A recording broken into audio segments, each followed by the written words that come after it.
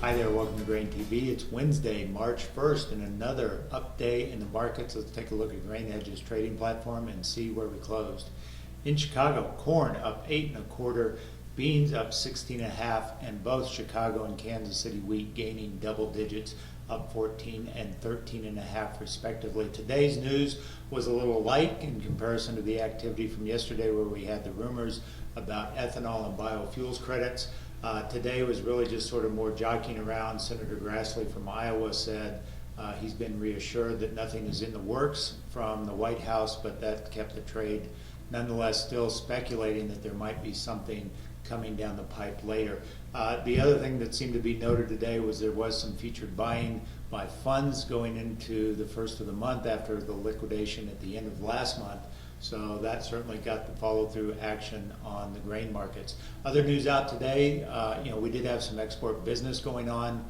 First of all, the deal with Egypt that was big at the beginning of this week, 535,000, most of that going to Russia, has some traders looking for limited activity out of Russia because they've done quite a bit of business for those Egypt tenders in the last few weeks. So the expectation is that Russia may be tapped out in terms of their port capacity and what they can actually move just to satisfy Egyptian wheat. Other things in the wheat market, obviously with the calendar turning to March, we start to look a little more aggressively at the southern plains and the dry situation there. The outlook for the next few weeks and for the remainder part of March shows very limited rainfall in those dry southern plains, so that has the potential to spark more buying in the wheat market as we move forward.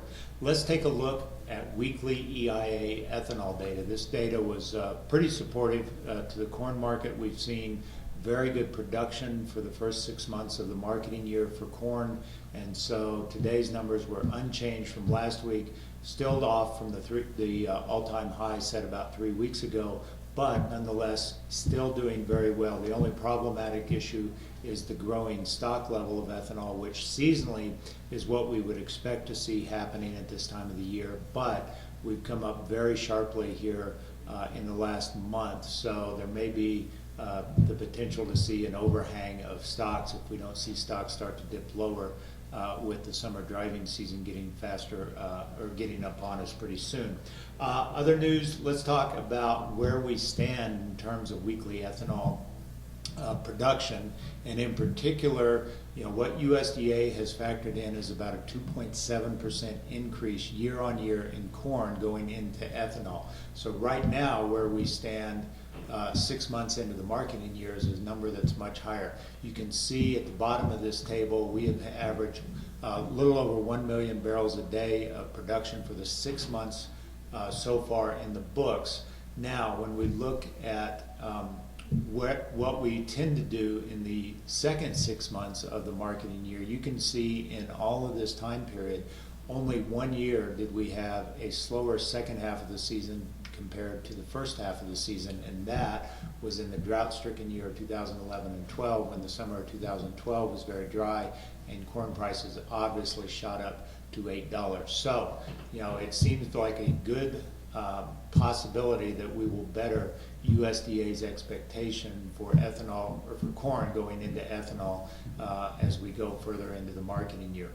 Taking a look at the corn chart, let's take a look at Dees corn on the daily chart from the Grain Hedge trading platform. And what you'll notice, obviously yesterday was a big move, getting as high as 404 before backing down to 392 on the close. Today was more base building as we saw buying interest in the morning break here and closing at the high end of trade on the day. So we got above $4.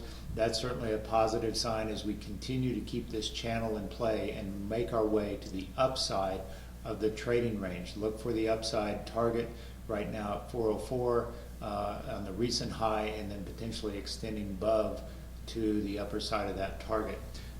Again, I don't think this is a market I think I want to fall in love with on a rally, because we certainly have plentiful supplies in the U.S. We have a growing positive South American crop that will be hitting the market in the not too distant future. So I don't think this market's going to run away from us, but it's certainly a good opportunity for farmers to be pricing some old crop corn and maybe even pricing some new crop above the $4 mark on these futures. That's all we've got for today on Grain TV. As always, if you'd like to learn more about how we can help you in your own grain trading situation, visit us online at grainhedge.com, take a demo of our free trial, and get our morning comments and technical alerts every morning in your email inbox. Have a great day. We'll talk to you tomorrow about export sales.